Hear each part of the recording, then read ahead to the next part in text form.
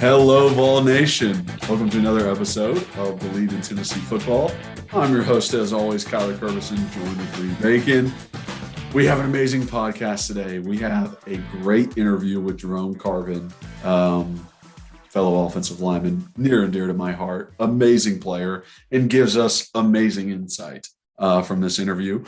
We also talk about things that have happened this week. Vol baseball kicking the crap out of Ole Miss. Rick Barnes getting an extension, us signing a 5-star quarterback. It's been pretty eventful. So great pod, a lot of stuff to talk about. Let's jump into it. The game. Snap, the kick is in the air, and the kick this time is no, sir-ree. No, sir-ree. Final score, Tennessee 20, Florida 17. Pandemonium reigns. Loads up, fires long for the end zone. The pass is going to be caught. Tennessee wins! It's by Tennessee to one Jennings. Jennings makes the catch in the end zone on the Hail Mary. Down at the 35, to the 40, to the 45, to the 50, to the 45, to the 40, to the 35, 30, 25, 20, 15, 10, 5. What did he do? All he did was score. Joey Pence, touchdown on play number 1. All right, so before we jump into the podcast, shout out our number one sponsor, as always, betonline.ag. Listen, if you're wanting to make anything exciting, you got to bet on it. It makes it so much better. Even if you're following a team that you're not necessarily a fan of, you put some money down, the thing gets very exciting. You're really watching that game. BetOnline is that place to do it. It's got all the news, the stats, the scores, the odds, everything you could think of. They cover every sport too: football, basketball, boxing, golf, everything you could think of. That is the place to go. So when you head over, check out their new mobile site, their new website, and when you sign up, you will receive a 50% welcome bonus if you use the code BELIEVE. That's BLEAV when you sign up. So 50% welcome bonus. That's awesome. 50% on your first deposit. That's amazing. So before you watch any games, before you enjoy any sports, head on over to BetOnline, put some money down on it, make it exciting. BetOnline, it's where the game starts. All right, welcome in, everyone. We have a great podcast this week. We have an amazing interview in the back half. But to start the pod, we wanted to talk about a lot of things that have happened this week and be up to date on everything that's going on. But first, before we get into all that, Reed, how are we doing, bud? I'm doing well. I'm doing really well. It was I'm smiling from ear to ear. It was a great weekend because I came to Nashville to visit some family, and I got to see you. We played golf on Saturday with one of my uncles and basically one of my brother-in-laws, as I call him. So it was great. We had a blast. We were laughing and joking. Like you said, I got to. I think I played the best that I've played almost. Like, I don't think I've ever parred 3 holes, and that's very sad to say, but like that was like the best I've played, and I probably was like 20, 21, 22 over, but whatever. Well, I mean, first off, you haven't been playing long. Like, I've been playing basically my parents started me when I was like 1st or 2nd grade, and I took some time off from it. But like, golf is such a difficult sport. Yeah. And from when the first time you and I played to now, like, man, you look awesome. Like, you did great. I mean, hell, your first drive of the day was right down the middle, great swing. It was. And you're a bigger guy, so it's just like tough. And I mean, I've known you for so long, and it's just every time I see you in person, it just like cracks me up because I just forget how big you are every single time. And it's just so funny. Like, we were on the driving range, and you get there, and then you pull up in your car, and I'm just giggling, bro. Like, I'm just laughing because you just look like this bear driving around this little baby cart. And then so it was funny, but like you and I and Lou and Austin, we had a great time. It was fun. It was enjoyable. And then just getting to go over there and see them, see my aunt and Lee. So Liz and Bailey weren't able to come, but Yeah, it was fun. It was great to see you. And it was funny because obviously they're from Memphis. So my uncle is my uncle Lou, not my Uncle Jimmy, which was funny. Uncle Jimmy texted me when I was with my Uncle Lou, and he was like, hey, listening to the pod, he was giving us a hard time about picking Candace Parker over Chris Lofton. But no, so that is something that is also something that we need to talk about, because in the Sweet 16, in our voting polls, T. Martin and Rick Barnes tied 50%. So I do want to ask, how should we settle this? Like, should we just decide who wins that? I had not voted, so I was going to go on and vote, and I was like, you know what? I don't really want to vote for either of them, but I guess I can go on there and do it and maybe vote for T. But anyways, it is funny that happened, and I did appreciate Uncle Jimmy texting me, and it was funny. But what I was going to say is it was hilarious that the Memphis basketball news broke when we were with them, because like my Uncle Lou is from Memphis, and he's a Tennessee diehard, like loves Tennessee.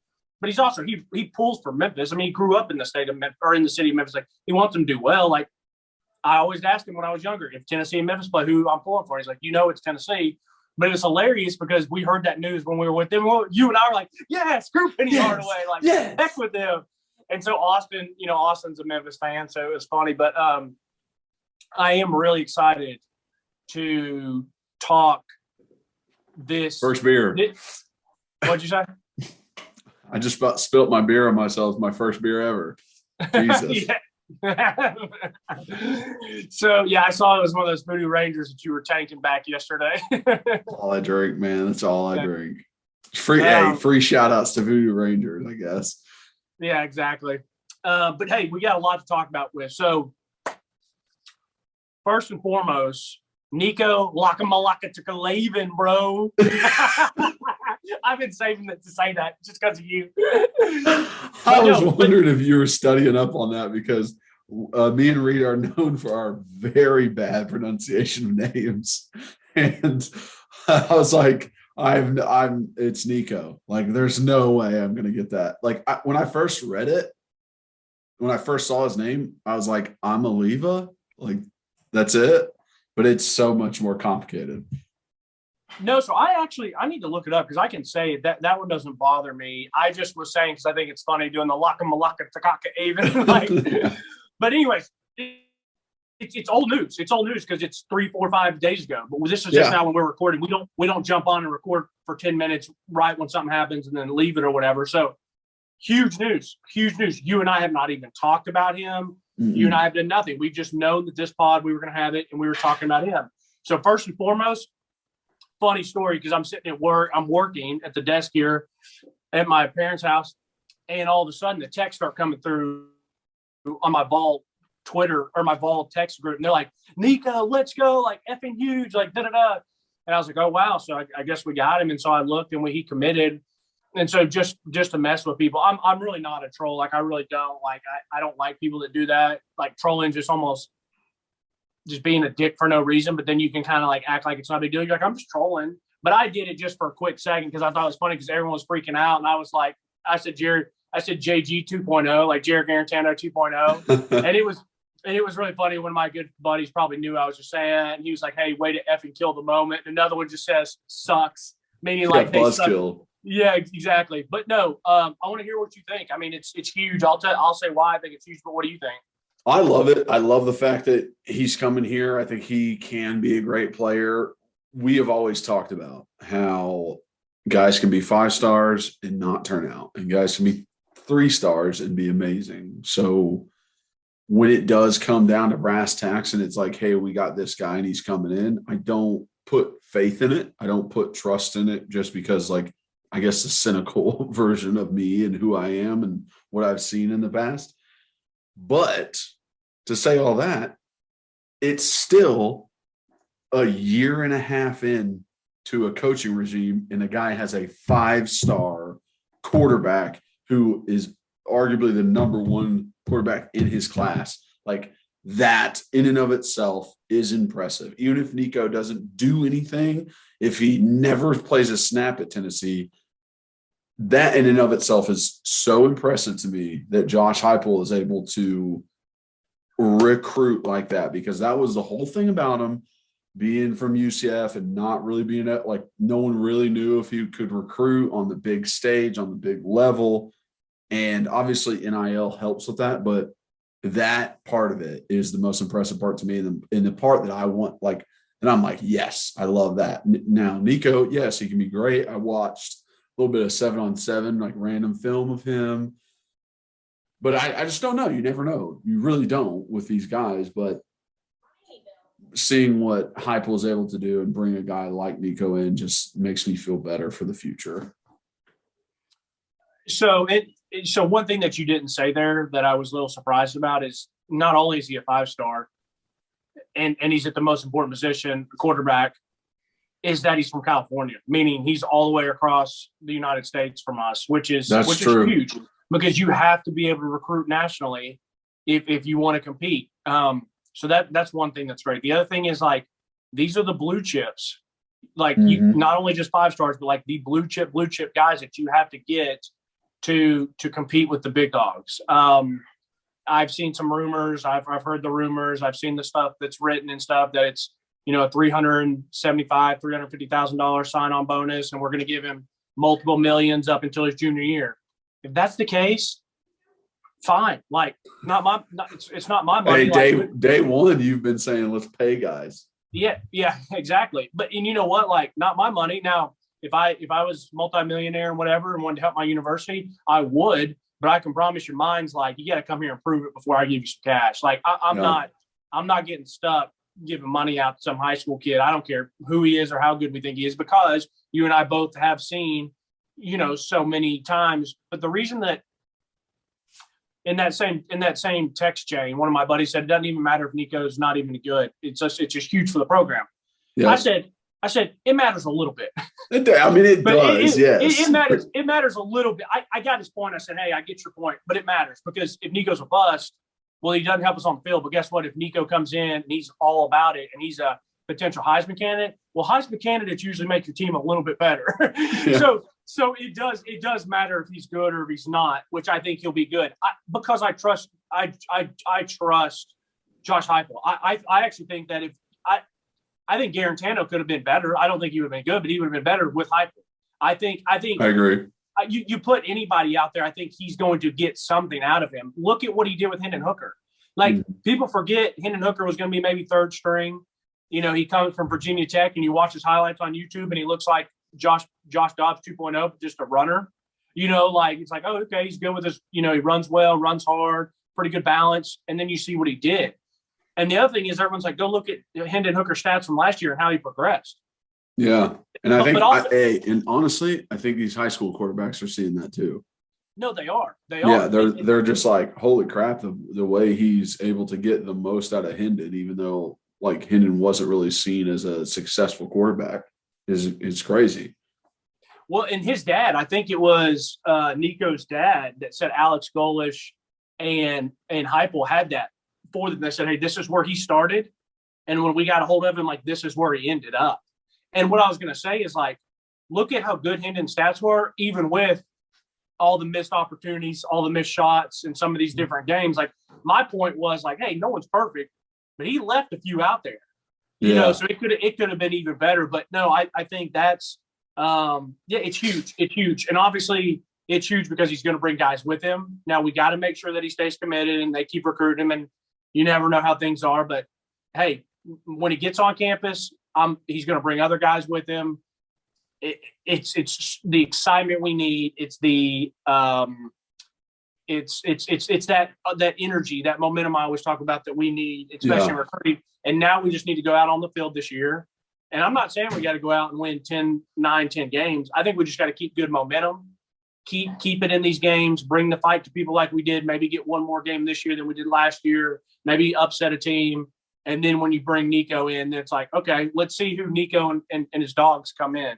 Yeah, I would prefer the version you're talking about than like all of this pressure of just random, talking heads being like, I'm picking Tennessee to win the SEC East next year. And it's like, you don't actually believe that. You're just saying that because it's kind of a hot take and Georgia's very good. And like, you just want your name out there. I would rather it be the underdog. No one's really talking about us. I want them to think everyone else is going to win the Heisman, not Hendon. Like I don't want that on us. I want us to go in like no one believes in us because I mean, hungry dog runs faster. Like that's what it is. So I would much rather have the chip on the shoulder than being like, oh, everybody's picking us. I would be happy. I would be fine if they picked Georgia, obviously. Let them pick Florida. Let them put South Carolina with Spencer Lamo quarterback. Let them pick these guys over us, you know, with the Shane Beamer and Spencer Rattler. Like, who cares? Like, let us come in. Like I said, all we got to do is make sure we don't lay an egg and we build a hell of a class around Nico so that we sign them, you know. Yeah, which I think we will. Nico's one of those guys who's going to bring in more guys, so I'm excited about that. Next topic, rumors about Eric Gray possibly transferring back to Tennessee. Now, I don't think it's actually going to happen. I mean, it was like a day ago. People were posting pictures of him practicing in spring practice at Oklahoma. And it's like he's practicing here. He's not going to transfer. But besides him, if he transfers or not, who cares? But how do you feel about guys coming back to the team? Leaving and coming back, how would you feel about that? You know, I don't want him back. I don't want him back. Bro, you left, and you left when it's convenient. You left when the chips were down. You're a hometown guy. You're from Memphis. Mm-hmm. And you left, and then you go to Oklahoma because you think that y'all are going to be in the, you know, college football playoff, and you got Spencer Rattler and you got all the hype. No, that, bro. No, hell no. No, not at all. I can probably, if I'm Jeremy Banks or I'm a linebacker or I'm Byron Young and I'm a defensive end, and he tries to come, I'm like, no, bro, hit the road. And if he did come back and the team accepted him just because he's talented, I'd be like, I want that motherfucker first in the middle of the locker room. Like, put them deuces up, bro. Like, you little, you know what I mean? Like, it's a bad taste in my mouth. And I was pretty surprised. A couple of my buddies were like, most of the guys that I would have thought that would agree that way, like, no, you left us. We don't want you back. Mm-hmm. They were like, no, we take him. He's good. Like, we need all the good players we can get to compete. And I said, hey, I understand that. I said, but I'm a little surprised by this because if someone dumps you, the hell with them when you start doing better than them or whatever, and they want to come back. No, see ya. I don't even have to ask you. I know you don't want him back. No, I don't want him back either. I would be if I was in that locker room, I'd be very upset. Like, no, like you suck. Like you literally left us at the worst possible moment. Also, we've said this a lot that in this kind of offense and what we do, that like it is good to have like really good running backs and really good wide receivers. Like it always helps. But at the same time, Heupel can make it work. He doesn't need the absolute best of the best in every position. Like he can make it work. So this whole like there is no need for Eric Gray is pretty much what I'm saying. Like this team does not need him at all. He will not win us more games than we would win if he wasn't here. You understand what I'm saying? No, like, I know. We'll be fine. I think at some point he needs some of those guys because we want to compete for SEC championships and college football. I'm just saying like but Eric Gray is not going to make the difference. I know. I'm just saying that overall, like I would be nice to have some of these different makers and not so that freaking, you know, Heupel doesn't have to play MacGyver and patchwork all this stuff. Yeah. I mean, I would rather him have some legit dogs like Nico and some of these other guys, which you'll get there. But I agree. If we're talking about just Eric Gray, like I said the same thing. I was like, I don't think he makes that big of a difference next year. Like, I think I'm happy with Jabari. I think some of the other younger guys. But one of the guys I'm most excited about to see next week when we go on Saturday is Justin Williams. I think is his name, the kid that came from Georgia. You know, 4-star. I mean, that's one of the people I'm going to be looking for most and seeing him. So no, heck with Eric Gray, bro. You left us. Stay down there in Big 10 country or Big 12 country and deal with it. Yeah. I'm right along with you. Okay. 2 more things before we get into the interview, because I just remembered another one that I wanted to bring up. Vol baseball sweeps Ole Miss this weekend after Lane Kiffin goes out there and just be, the typical selfish Lane Kiffin. And we talked about this on Saturday when we were golfing.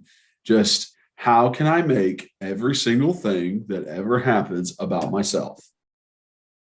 And that's pretty much what he did, throwing out the first pitch. How can I have everyone paying attention to me? And then we go 12-1 on Friday, 10-3 on Saturday, 4-3 today. Sweep them. They're the number one team in the nation. We will be ranked number one next week going into Vanderbilt. And God, it's sweet. Oh, it tastes so good. I mean, this was a nice victory. And I love the fact they finished it off. Like all 3 games, win them all. Don't just lose this last one. Like, no. Let them know who you are as a team.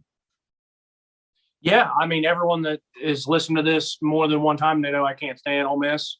I've never liked Ole Miss. It came from my time of living in Memphis and going to the, playing at the University of Memphis. Like, when you're just those Ole Miss type fans, I don't like them. They've never been good really at anything. Like, they don't really win championships in anything or anything like that. I know they usually have a pretty good baseball program, but they're not Vandy. They're not winning college World Series all the time and stuff like that. But No. The fact that I just saw a real quick clip, but of course Lane walks out there and he's got his joggers like pulled up and his Jordans and like his hoodie and just pulls out the golf ball and like all this stupid nonsense, bro. Like, and I get it. Ole Miss, they're trying to troll us. They bring him out to the first pitch. Well, you got your ass beat. Instead of worrying about who's throwing out the first pitch, you should have gotten a baseball coach that could have got your team ready. Because they tried to say they weren't ready, but then come Saturday, it looked like they weren't ready either. You got to work. Yeah, you got to work again. Like, I mean, I'm just saying, it's just what Ole Miss is. It's like the people that go there, they just think they're better than they are. Like, they're a bunch of frat stars. It's a bunch of party schools. It's just a bunch of lamos, like all the way around it. Like, you can't have a walk of champions and you're not a champion of anything. So, Uh-oh. and he's getting fired up, cuz she does. She's getting fired up with Reed. That's my dog right there, cuz. DMX. If she does it again, I'll have to open the door so she gets in here with me. But no, I can't stand Ole Miss, and Lane Kiffin's he's perfect for them. He's a lame daddy's gas, as I call it, somebody that goes to Ole Miss and parties and lives off their dad's money and like whatever, and like just they think it's cool to like go get drunk and like be the life of the party and all this stuff, and that's Lane. Like that's Lane. And so he wants it about him. He goes out, throws it, and we just go out there and beat their ass. And now I don't necessarily say that we have to be number one because I'm tired of worrying about rankings. Like I just want to win a championship. Yep. I want to win when it matters. So like I don't want us to be number one and then go to Vandy and get swept away because people are going to make that a big deal. Like, no, like if we're let me let her in. Give me one second. Go ahead and get her. And also this for the fans out there, I tried to get tickets to this Vandy game. They're literally like $250, $300 to a baseball. Is that game. This upcoming weekend? Yes. Plus you're going to be here coaching up. Well, I knew that. That is also something. We are going to be at practice on Saturday. And we're going to record podcasts immediately after, so you guys get everything that we saw next week, which is going to be awesome. But are we doing immediately after? That's news to me. Did you run that by my agent? But what I'm saying is, oh, there she is. What I'm saying is I could have gone maybe a Friday or a Sunday as we're going to practice Saturday, but they're just, out of this world expensive. I never thought it'd be that much, and they're probably going up even more now. Now that we beat Ole Miss. Look at the baby. Come here. Look at the baby. Where are you going? Step up here. Annie, come here. Annie, right here. All right, we'll see you later. Anyways, no, I did. Yeah, that is expensive. Like, and if I had not just been in Nashville and we weren't going to practice and they were like $100, $150, like, I don't like baseball, but I would go there just to go with you, it'd be fun and stuff like that. But you know, it's just yeah. You know what though? I trust them. I don't think they're going to go like lay an egg, and they might lose the series, but I don't think they're going to go there and get swept or anything. They're a good baseball team. Yeah, and they're not going to get just trounced like we just did to Ole Miss. It's not going to be 12-1 in a game. Right. Like we got over 60 home runs on the season. Like we are a powerhouse. What an idiot too, that the I guess the pitcher and came out like they did this. It was just like kind of that excuses, like we'll be ready tomorrow. It's like you weren't. Like what an idiot! Like I know. That's the guy. Hey, you're writing checks your ass can't cash, man. Yeah, that's like that stuff that like if I'm on that team and I see that, like you know me, like the next day I hit a bomb and I'm going up right to him and like staring him down, you know, or if I'm whatever that day I'm just like, hey yeah, like nice quote, dumbass, and like just walking off just to like troll him.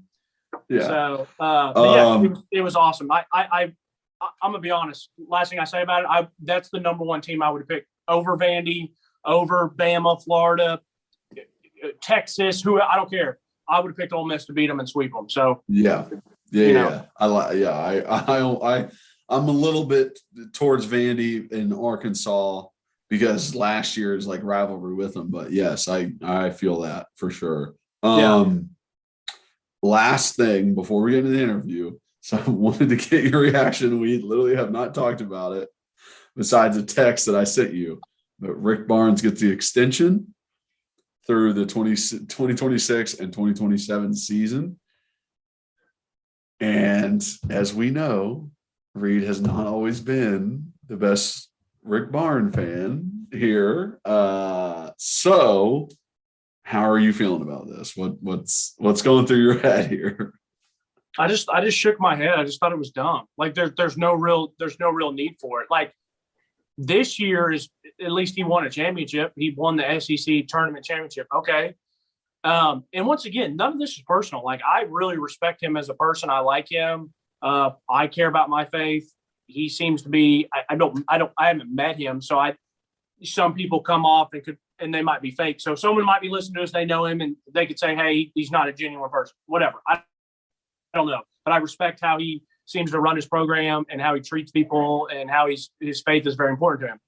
But just as a basketball coach, like, he is what he is. Once again, like, second round Rick this year, like, he gained my opinion of him doesn't matter to him at all. And it shouldn't.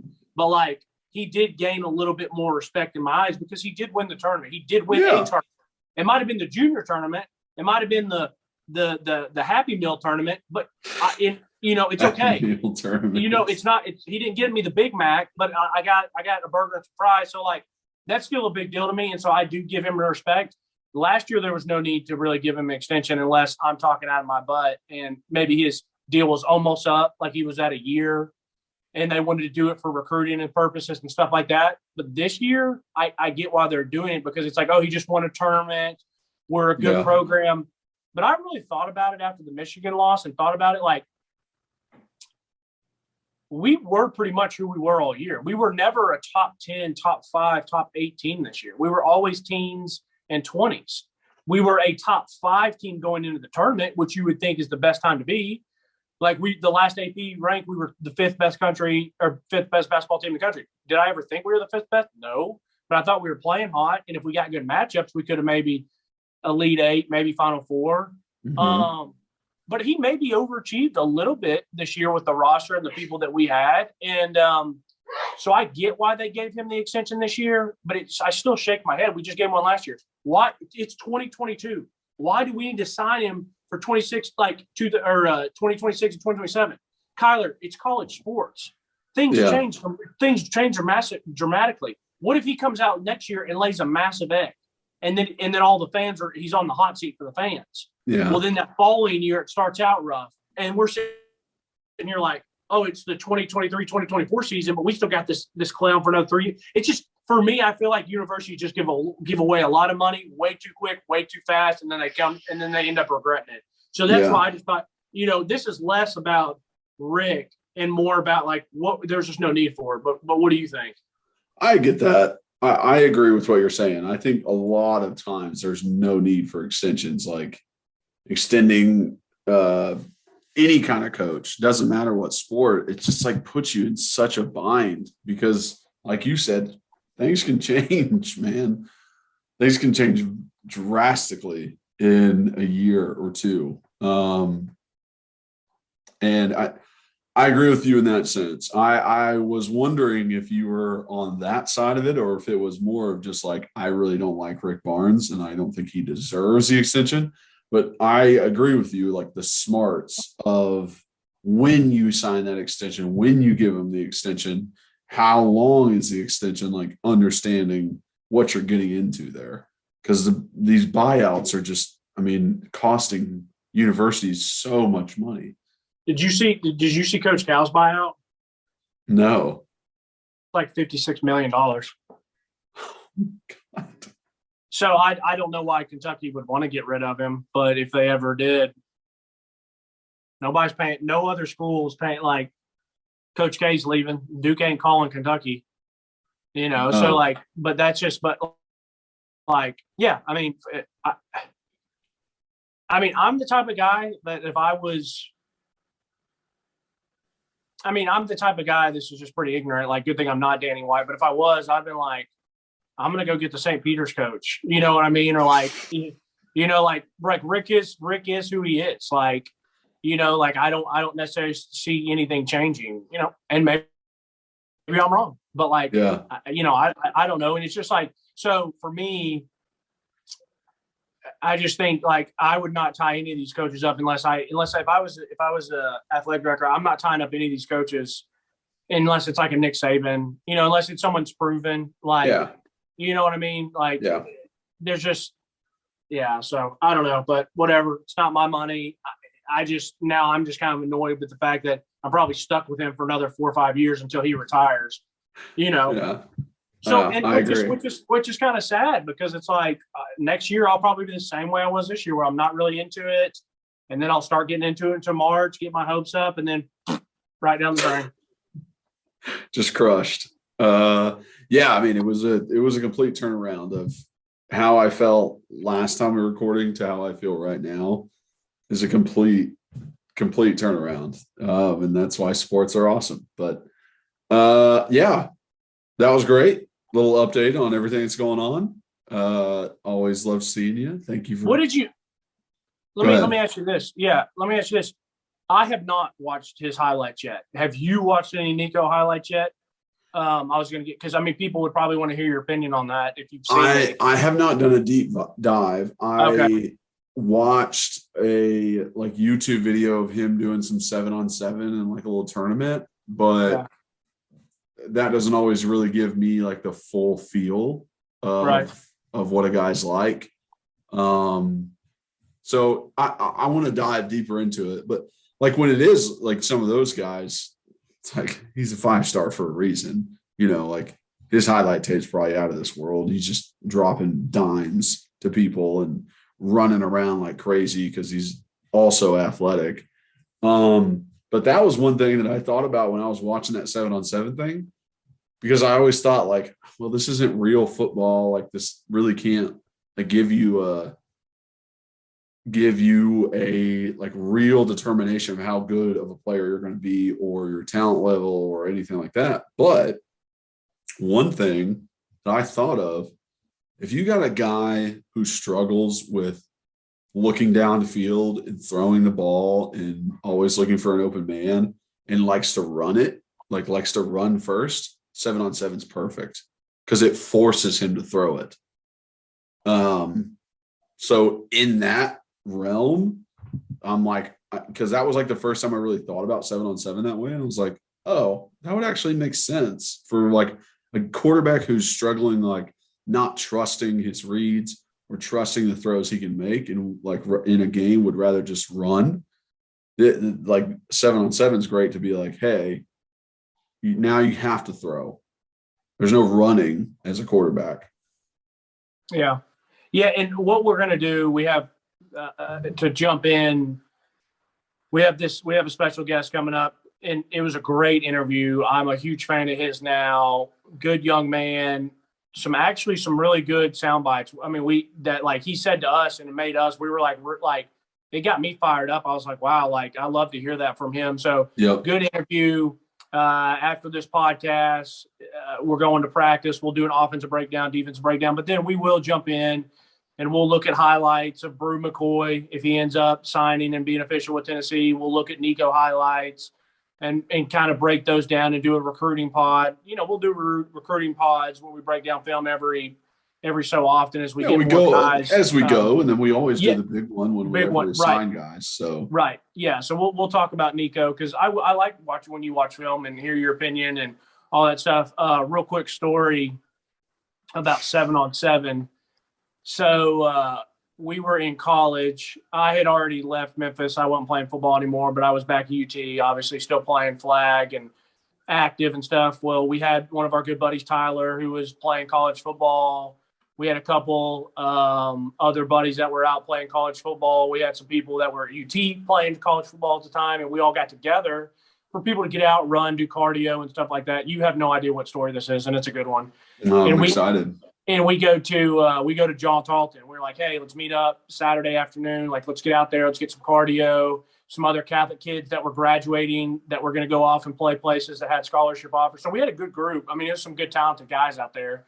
And literally first play of the game, where everyone's lined up, we're getting ready. Well, Kyler is out there at his probably 318. I think you might have been like a sophomore at UT at this time. Yeah. First play of the game, your big asses playing like middle linebacker, just like because you're just out there just to get some conditioning, get some running in. And first play of the game, he jumps, quarterback drops back, looks left, and doesn't look him off because he's just like, well, it's just Kyler, and he throws it, and Kyler jumps and snags this pick.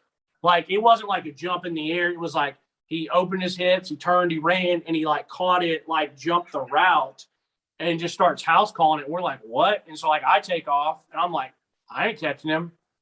Bro, this is like a year or two after I'm removed from playing college football. You're 318 pounds, and the quarterback who throws it is a Division I outside linebacker at the time. He played quarterback at Catholic, but so that's why he's playing quarterback then.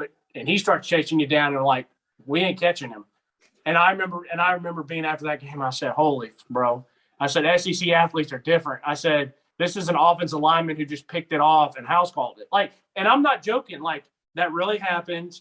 Like your team went nuts when you picked it off and house called it, but it was just really funny because like there was, like I said, it was all scholarship athletes or people who are playing right now, or like whatever, like, and you picked it and house called it and people started trying to run you down. They just couldn't catch you. And you went nuts after you did it. And I was like, damn, man, that's crazy because you were really good at flag. You were great at flag football. Yeah. When you lost your weight and you were 265, 70 pounds. Like people couldn't guard you. Like I told you, I was like, let me work with you and train you. Let's get some real trainers. Try to go play in the NFL as a tight end. You're like, you were laughing like, no. But like, I just will always remember that 7-on-7. And I was like, that's when I was really like, this guy is a freak. Like that's why he's 4-star, 30 scholarship offers, getting to go somewhere. Yeah. So, do you remember that? Well, I appreciate that. Do you remember that?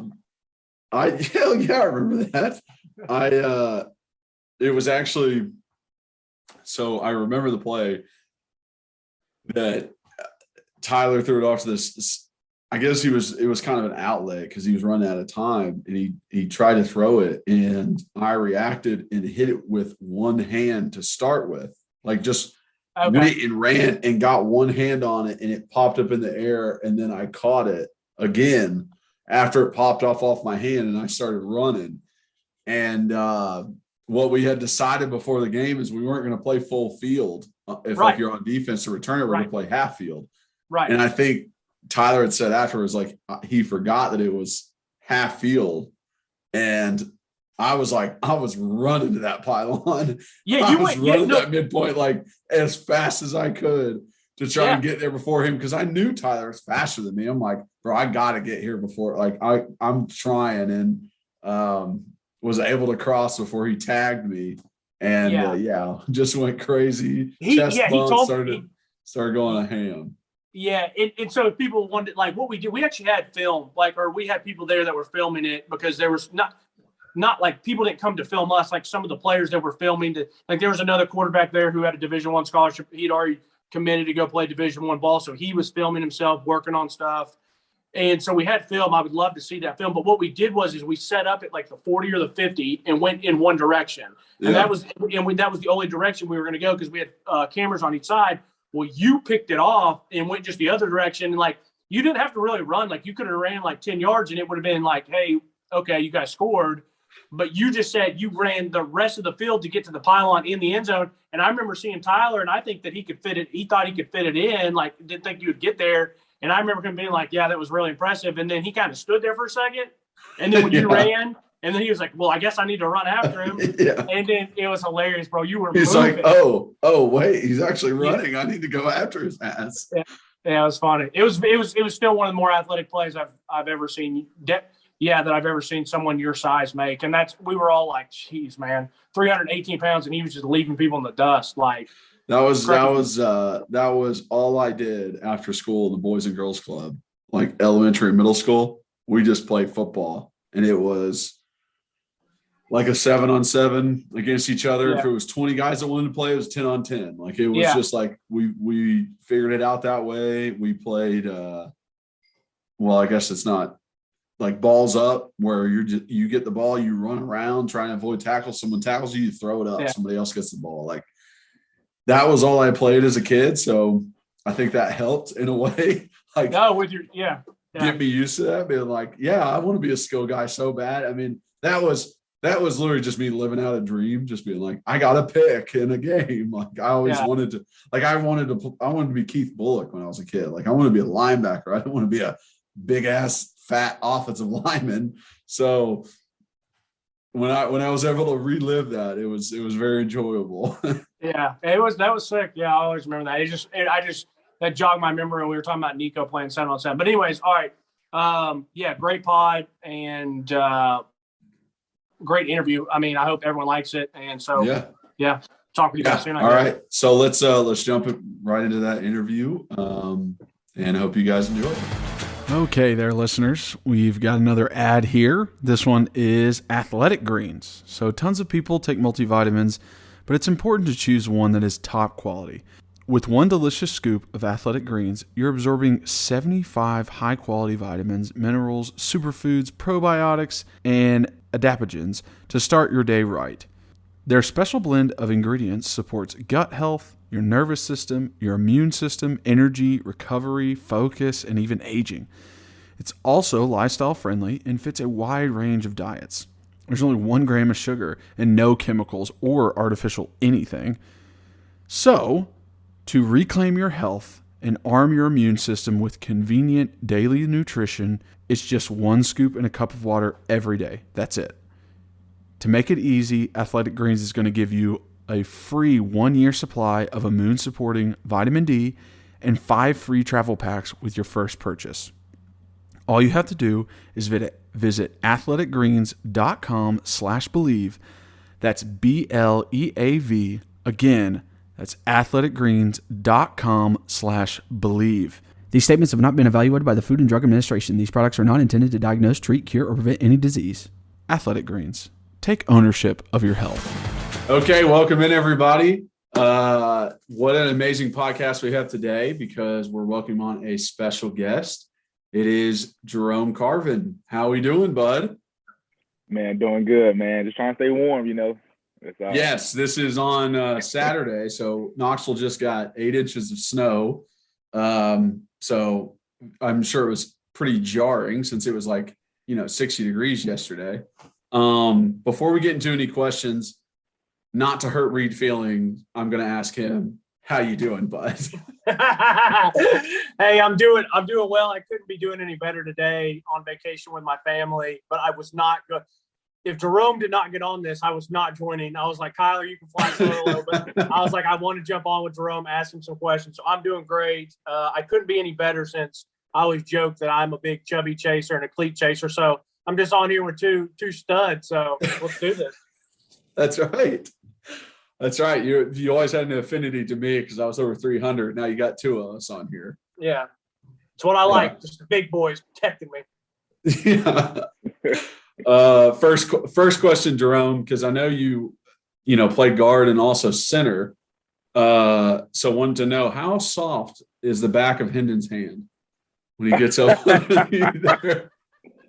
Man, our offense, man, we never really go under center like that. So Yeah, I know. I was like, the only time you're ever going to experience is like center quarterback exchange at practice. Yeah, I swear, like, and we barely do, like, it's barely under center there too. Like, it's all shotgun. Like, do you get nervous if he's like, hey, we're going quarterback sneak? You're like, oh shit, I better get this right. I haven't practiced this in a while. yeah, because I mean, when we do practice it, like, it's very, very little reps. So yeah, I got to get it right.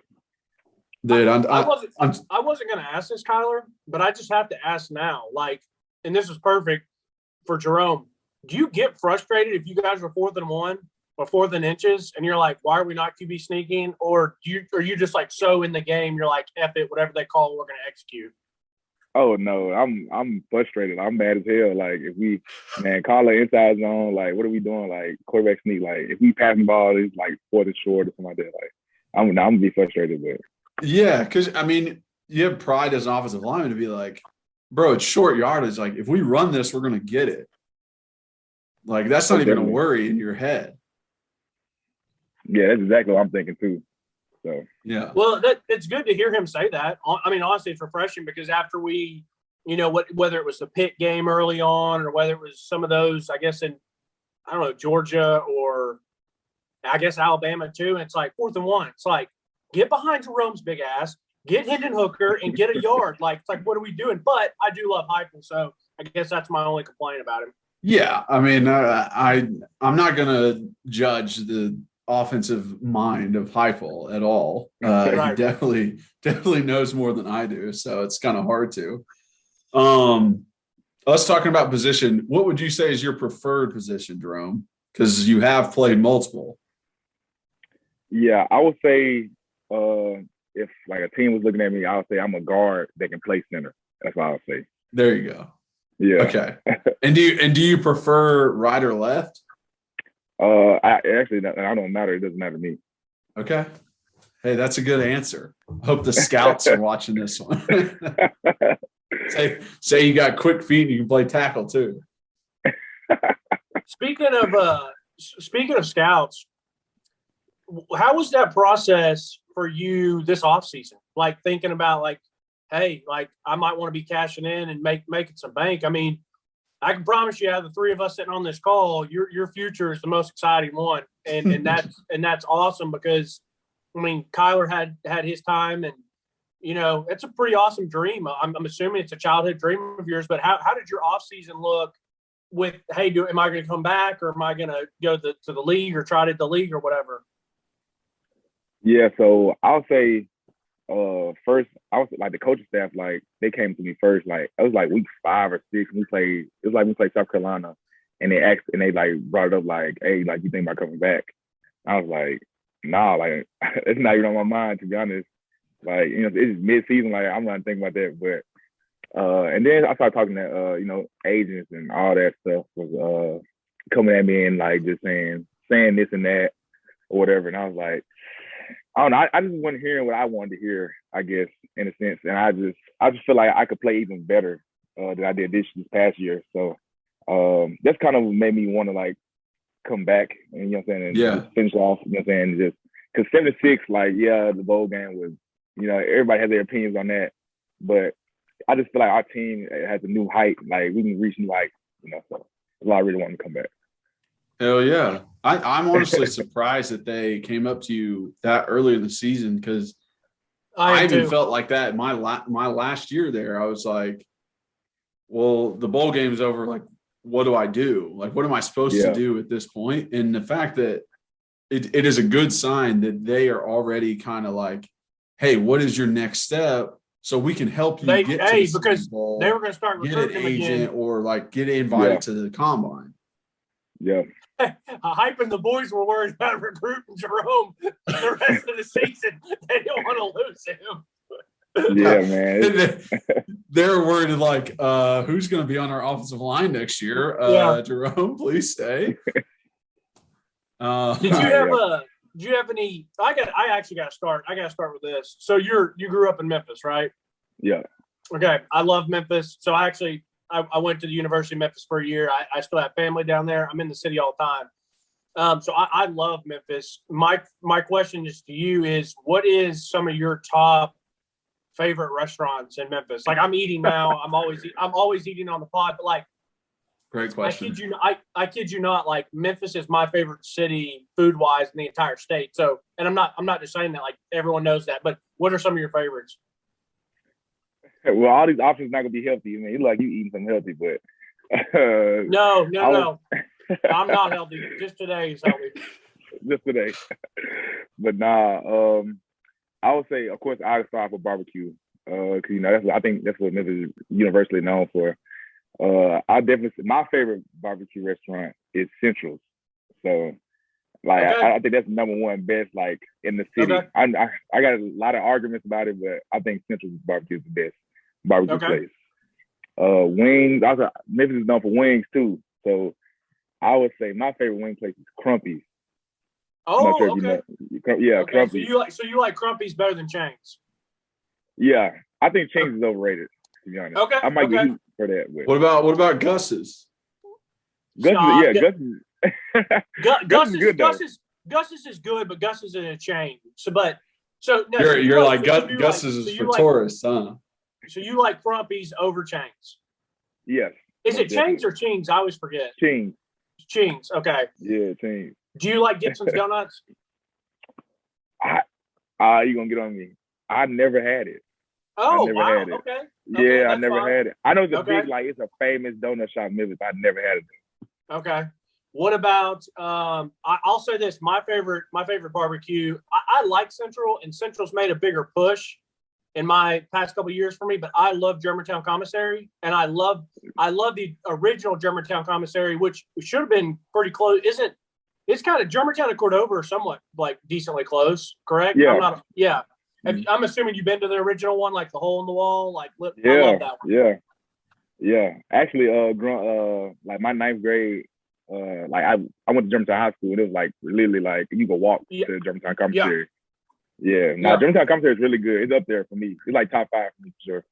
I got you. Okay. If I think of any other Memphis place, like I love Belmont Grill too, which I haven't been in a while.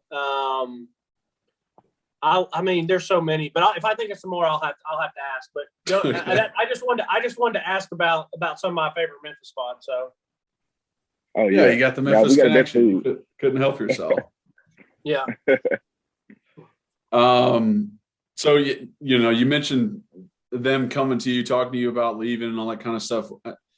And we had Jacob Warren on probably right at the end of the season, and we asked him the same question, wondering what was something that you saw really changed when you went from Pruitt to Heupel. Because when I was there, I went from Dooley to Butch, and I would say like the biggest thing that happened for us was discipline. It was just a lot of it was too free under Dooley, and guys were kind of getting away with stuff that they shouldn't have, and just like being able to do whatever they wanted, skip class, smoke, drink, like it didn't matter.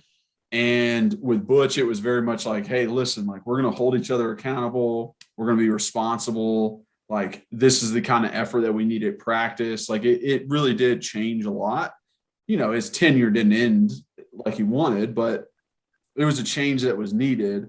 Is there something that you can point to when Heupel came in that you're like, this change right here, or this thing that he reiterated over and over is the reason why it was kind of a flip?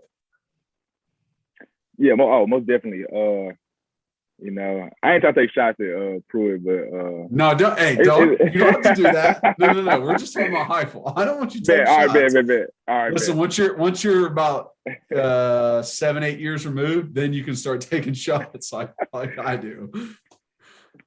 I'll say the big thing that we were missing was like the culture piece, and I know that's a big word, like that could be multiple things. I would just say, like, similar to like what you just said with Bush, like Heupel came in like first day was like holding each other accountable, holding our teammates accountable. And like he was like posting it like in our team meeting rooms, like he'll show like who missed class, like who, you know what I'm saying, missed the Thornton, like academic meeting, you know what I'm saying, like in front of everybody, like coaches and like everybody's there. So like everyone sees when you know what I'm saying, when you mess up. And it was like, it kind of made like, it pretty much like made you like, look, like you gotta get on your shit, you know what I'm saying? So I think that was the biggest piece because, you know, I'll say under Pruitt, like we had more free reign. Like you can, you know what I'm saying, if you messed up, like he was gonna get on you, but it wasn't to where like he wasn't gonna blast it in front of everybody. You know what I'm saying? Like, so it kind of like embarrassed you a little bit, like, man, like, hey, I didn't pick my shit up, you know what I'm saying? So I would say embarrassment or like quote unquote disappointment. Yes. Is you feel bad stronger than any kind of like MF, you a bitch, you suck. Like if you're like, I'm disappointed in you, that hits.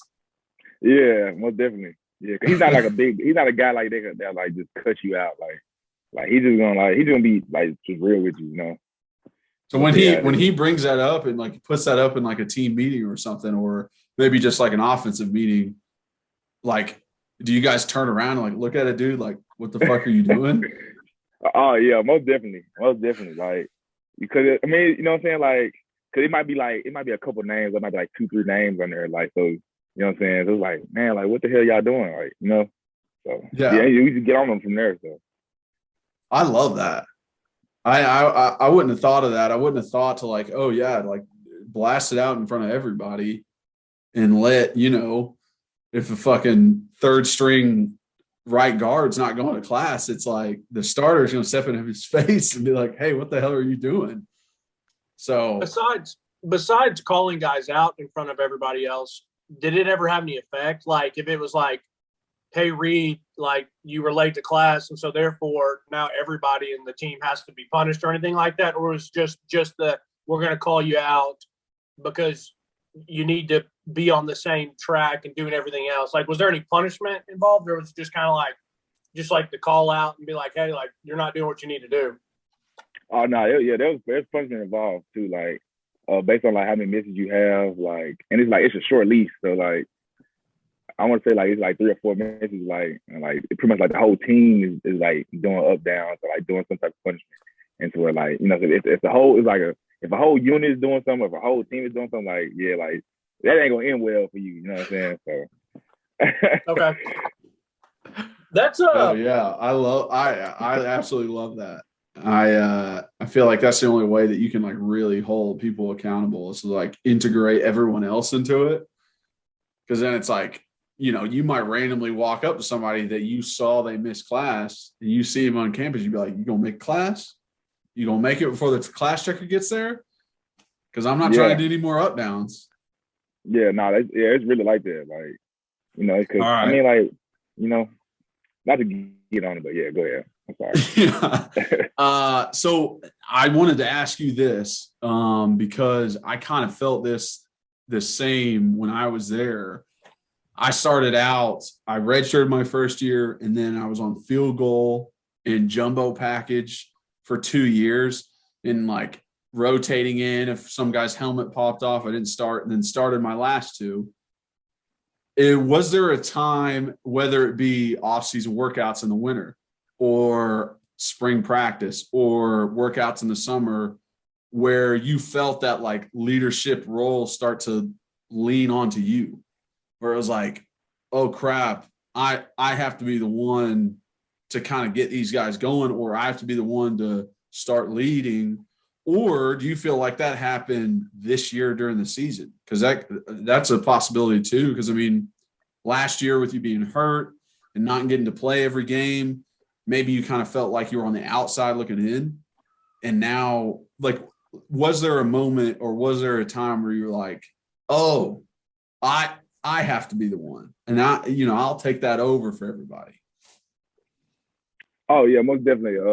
I like you said, I'll say this past year, you know, like I think me and Cade pretty much like took that on. You know, guys before me, like you know, playing with Trey and Brandon Kennedy, like guys like that, like those were the, like 2 leaders, like in the O-line room, like me coming up. So you never want to let them 2 down, because like you see them go to work, Like you see them go to practice every day, like, and they go like they treat it like true professionals. Mhm. So like just seeing that like rubbed off on me, and I just, you know what I'm saying, I always kept my head down. Always, I wasn't a big guy like, I guess, like rah like type stuff until I had to be like this year. So I had to be that guy to like talk in front of the team, talk in front of the unit, talk in front of the O-line, you know. And I think it made me better, to be honest. So I'll say this past year. Yeah, I agree. Yeah, I think sometimes you're like, all right, I don't want to do this at this moment, but I know everybody else is watching, so I'm going to do it. Like, I'm going to put in that little extra. And I agree with you where, like, I never considered myself rah-rah at all. And when I was out in practice or anything like that, it was never rah-rah. It was never rah-rah. It was just like, hey, I'm pushing this sled just as hard as you are. Like, you don't get to, you know, take a play off. I'm working just as hard as you. I think like the rah-rah that you can do is maybe like weight room, where it's like coaches want you to get hyped, so you lift a bunch of weight, so then you can start like rah-rahing and yelling at guys and everything like that. But once you're out in that field, it's mostly like, okay, who's sweating their ass off, who's working their ass off, who's like just rolled an ankle and just like bent their nail back, but they're still going out there and going to the next play. Like, I think that speaks volumes to the younger guys, especially. And that is honestly awesome to hear that Trey kind of rubbed off on you guys and kind of gave you a little bit of a blueprint moving forward. Oh yeah, most definitely. Yeah, man. He went at it, man. He attacked it every day, and just, you know, seeing him do it, like, it's no shocker to me, like what he's doing now. So.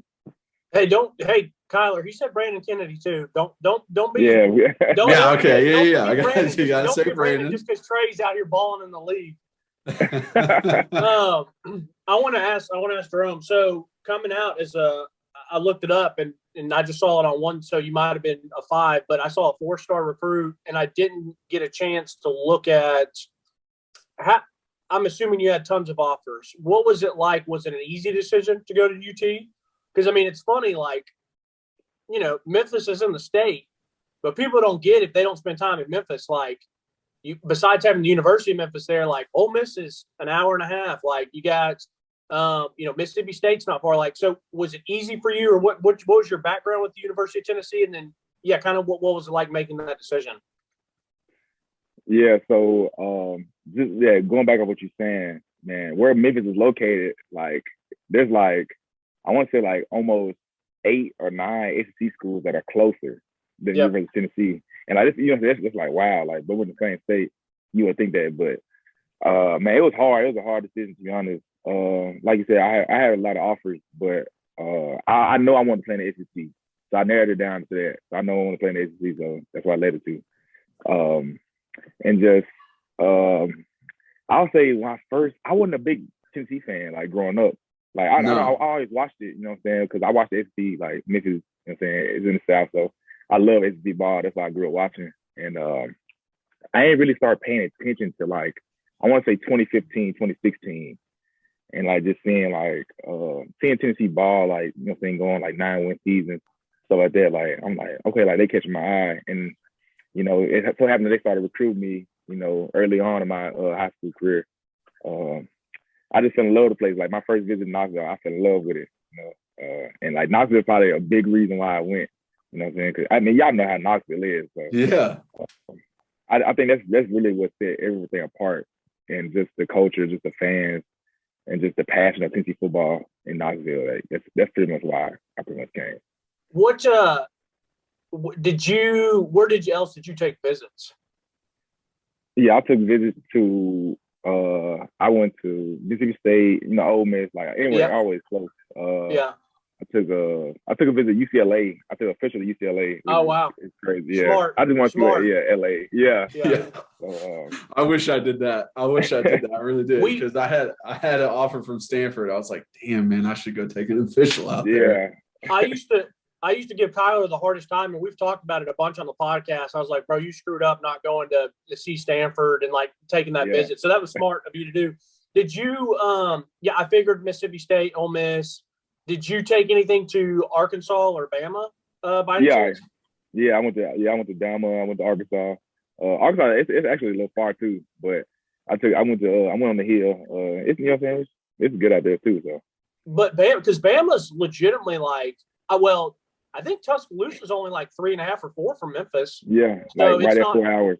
Yeah, so it's not bad. Okay, so Knoxville and the culture. Who are the coaches that were recruiting you? Was it Butch and then into Pruitt? Yeah, so it started Butch. It started Butch for a while. Like I went to 2 years. It was Butch, and then where all that happened, and then Pruitt was recruiting me at Bama, and so that's how that kind of. You know what I'm saying? So that's kind of so you kind of already knew him before he got that job. What was your family, or what were you a fan of growing up? Like you said, just SEC ball, or did any of your family have ties? Because, like I said, Memphis. If you drive around the city of Memphis, on one street you can see Memphis Tigers, Ole Miss, Mississippi State, Arkansas, Bama. You can see it all. So, what was your family like allegiance when you were growing up? Yeah, so most of my family is from Louisiana, and so so they're big LSU fans. Okay, it's shocking to me because like they wanted me to go to Tennessee, they pushed me to go to Tennessee. I was like, okay, you know what I'm saying. So I grew up a big LSU fan, and you know, then like I started like getting really into football. I started watching SEC. Like then I was like, you know what I'm saying. I'm a fan of all these like SEC teams. To be honest.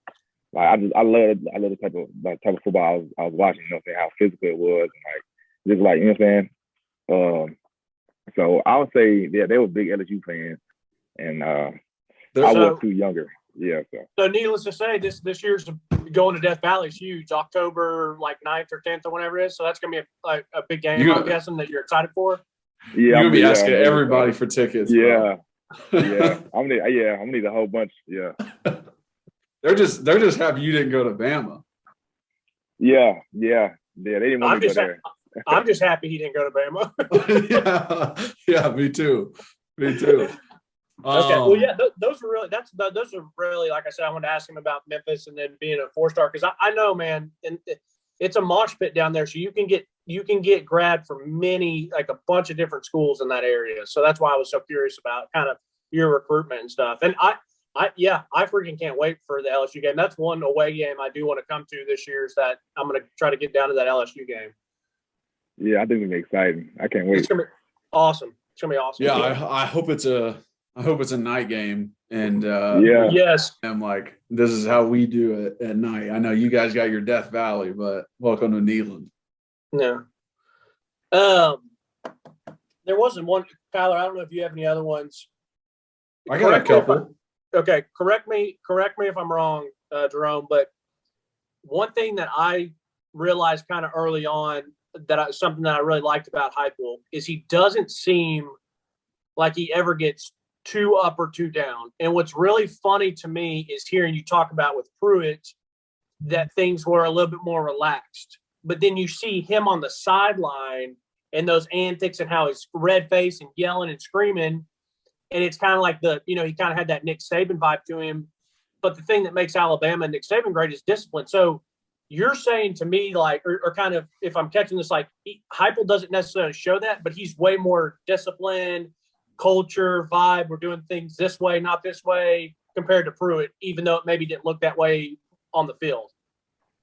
Yeah, most definitely. Yeah. Heupel his main message is like accountability, like holding each other accountable. His, and on the sideline, like he's very like he can get riled up too, but like not.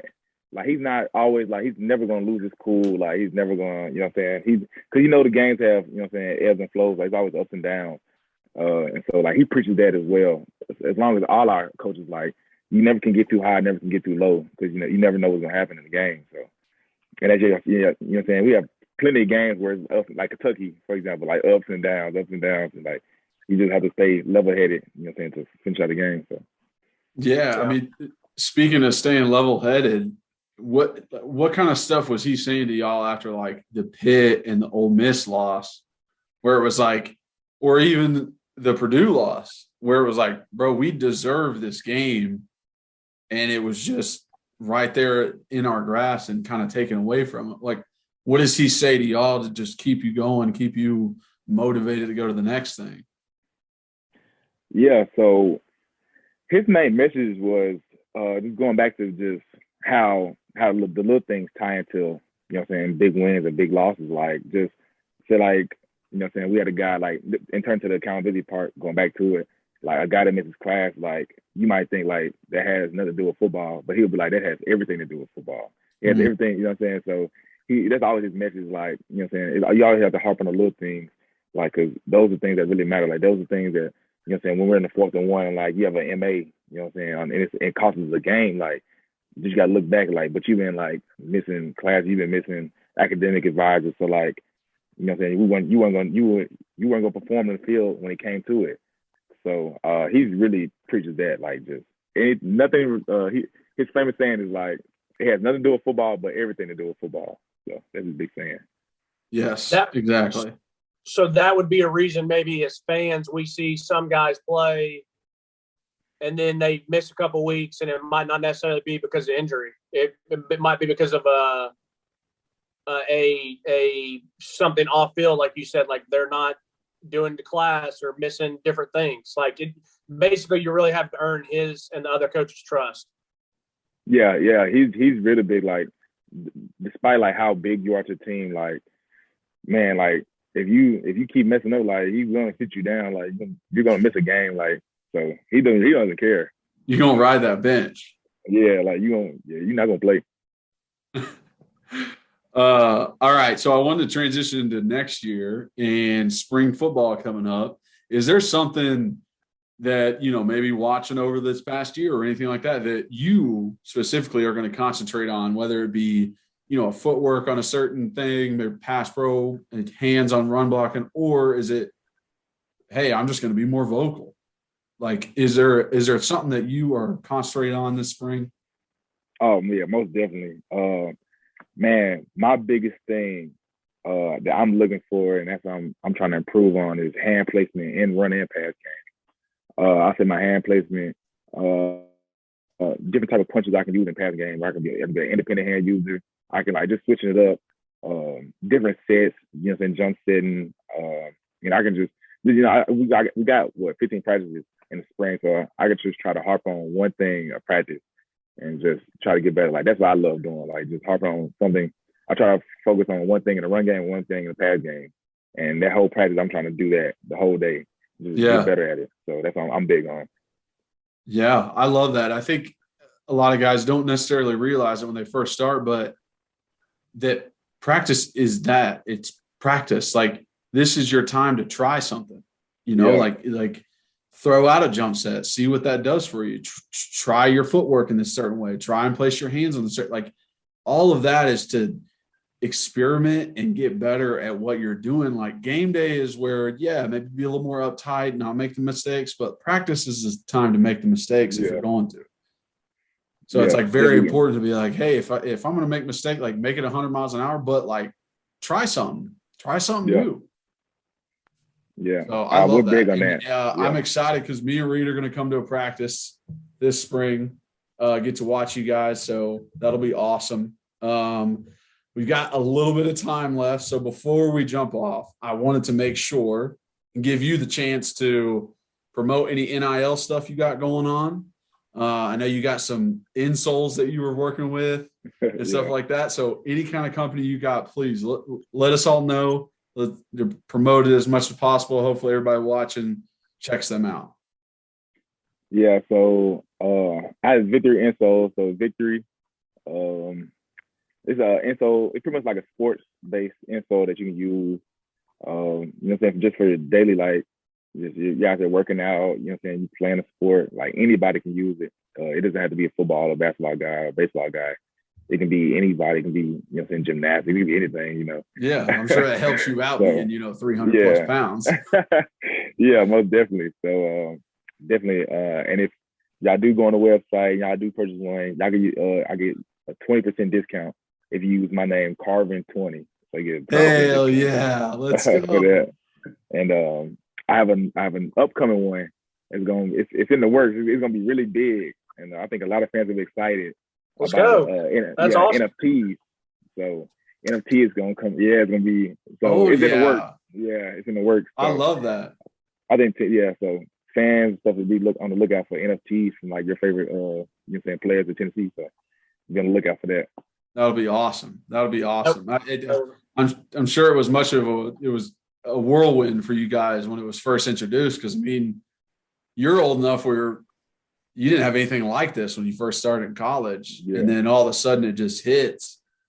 I have to imagine it was pretty overwhelming, to say the least, to be like, okay, well, how do I do this? How do I take advantage? Was there someone at the facility or someone part of the program that kind of helped you guys through that? Yeah, I want to say the first day it was effective. Like we had a team meeting like I want to say like 7 a.m., 7 in the morning, and like a guy from it was like from some big like financial agency had came and like talked to the whole team about NIL, like, and what is NIL, what does it stand for, and what you can do with it. And from that on, it's like a roller coaster, you know, with just trying to learn what it is. And like now, I guess a year in, you know what it is, like you know how to do it. And like now it's like, how could you, you know, make the most as you can from it. And so I mean that's probably the biggest thing going on from year one now to going into year 2 of NIL. So. Heck yeah. Well, that's awesome. That's all I had. Reed, you got some more questions? Yes, I gotta ask. Okay, so when Jacob Warren came on, I asked him, and this could be a single play, it could be a drive, it could be a game, it could be any of that. If there's one play or one game that you would like to have back from last year, and if there is one game upcoming this season that you're most excited about, besides maybe LSU, since we already talked about that. But yeah, I love, because as an athlete, like, it doesn't matter about, like, we always remember maybe the ones that we missed, or like you don't remember the, you know, well, I was gonna say you don't remember all the pancake blocks. You remember a sack that you gave up. But Big Jerome didn't give up any sacks in a long time. Yeah, you don't remember that. So that one might be a little difficult. But anyways, so what's a game from last year, or play or drive that you wish you'd had back, and what are you looking for most this upcoming season? Yeah, a drive or a game I wish I could have back. Definitely Ole Miss. There's a lot of controversy about that game, but we would love to have that back. I would love to play that game again. You know, it was a sellout crowd. Like it was rocking, and man, we came up short. But I'd love to have that game back. I'll give you 2. I'll give you another one. I'm not gonna say the bowl game, but yeah, you guys won the bowl. You won the bowl game, so you can't say that one. So. Yeah. But the other game I would say is I'll say Georgia. You know, how well we started off is like, man, like we can go compete with anybody in the country. Like we went out there first drive, scored them, you know, the #1 defense in the country. It just like little things that we have to fix on our team is like what stopped us from with, you know, the momentum and how our offense works. Like it was all us, to be honest. Like they have great players. Don't get me wrong. Like those guys they're very good. They won natty. So, but man, it was a lot of things from that game that I wish we could have back. You know. Yeah. So, yeah, like a lot of stuff that could have made a big difference. Yeah. Would you say that Ole Miss is maybe one of the loudest games you've been a part of? Most definitely. Definitely probably the loudest game I've been a part of. I've been a part of some good ones, been a part of some loud ones, but that none topping that one. All right. So what about most that you're excited about this upcoming year? Oh yeah. I'm sorry, yeah. It's okay. Don't apologize. Kyler interrupted you. It's okay. I would say, of course, the LSU game, but other than that, I'll say Alabama. Like, you know what I'm saying? It's always going to be a top game, you know. But we get them in Neyland, get them in Knoxville. Yeah. You know, I think we're gonna knock them off for sure. So I'm excited for that game. Hey, let me say this as a it's nice because I can bring it as a fan perspective with, you know, and Kyler being the former player at UT. Going into that Bama game, I couldn't have been more proud with how you guys played, competed. I mean, this is one of my favorite teams in a long time of how you guys competed, played. You played the right way. You played hard. You had some adversity. You guys always bounce back. So, I mean, but that Bama game, you guys hit them in the mouth, and it was incredible. And I'm going to tell you this, the Georgia game too, you guys didn't just go down and score. It wasn't a fluke, miss assignments, 80-yard bomb to Cedric or Javante. You guys drove it right down their mouths and punched them right in the fucking mouth. And that, and so I love that. So, and that's what we build off of. So I'm happy to hear you say that. And before Kyler wraps it up, thank you a million for jumping on. Hopefully we'll get to talk with you and see it, whether we come at spring practice and fall practice, but best of health to you. And we hope nothing but the best for you and the team. So. Yeah, Jerome, we appreciate you coming on, man. Quick 30 minutes. Thank you for your time, and we'll see you at spring practice. Yeah, no problem, man. Thank y'all for having me, man. I can't wait to see y'all. All right. See you, bud. All right. Hopefully you guys enjoyed that amazing interview with Jerome Carvin. What a guy. Really giving us awesome insight into what Heupel did and how he changed the culture there. And I literally cannot wait for next week when we get to go to practice and watch him and see his progression, because he's a hell of a player. But thank you guys for watching and listening. If you're on YouTube, please subscribe, like, hit that notification bell. If you're just listening on podcast, follow us and also rate and review. It helps so much. Tell all your friends and family about it. Let them know what we got going on. And follow us on social media. Our main account at Believe in Tennessee on Twitter. Reed is rbacon26. I'm Kyler Curvison on Facebook, Instagram, and Twitter. And you can follow us along there. We, love to live tweet during games. We, have a great bracket going on right now. We're in the Elite Eight of all Vols. So that's a fun thing we got going. So yeah, just check us out. And as always, go Vols.